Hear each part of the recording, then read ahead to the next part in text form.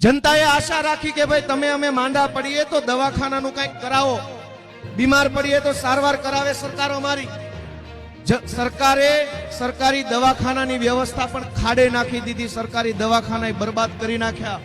તો જનતાએ પોતે જ્ઞાતિના કે એનજીઓના કે ચેરિટેબલ ટ્રસ્ટના દવાખાના ખોલી નાખ્યા. નક્કી કર્યું કે સરકાર ન ખોલે તો કાંઈ નહીં, આપણે પ્રાઇવેટ દવાખાના.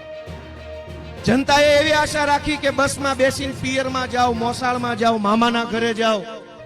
સરકારે બસ ન મોકલી તો જનતા પ્રાઇવેટ બસમાં ચડી ગઈ ને જ્યાં પહોંચવાનું હતું ત્યાં પહોંચી ગઈ.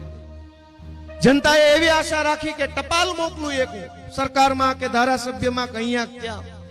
સરકારે ટપાલની વ્યવસ્થા બરબાદ કરી નાખી તો જનતાએ કુરિયર કરવાના ચાલુ કર્યા પ્રાઇવેટ.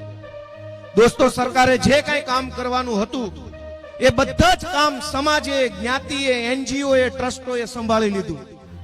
પણ હવે પોલીસ સ્ટેશનમાં આપણી એફઆઈઆર ન લખાય તો ટ્રસ્ટનું પોલીસ સ્ટેશન ખોલી શકાશે? કયો છે બધા? ટ્રસ્ટનું દવાખાનું ખોલ્યું, ટ્રસ્ટની શાળા ખોલી, ટ્રસ્ટની બસો આવી, ટ્રસ્ટની એમ્બ્યુલન્સો લીધી. પણ ટ્રસ્ટની કઈ મામલતદાર ઓફિસ ખોલશો તો મામલતદાર ઓફિસમાં તમે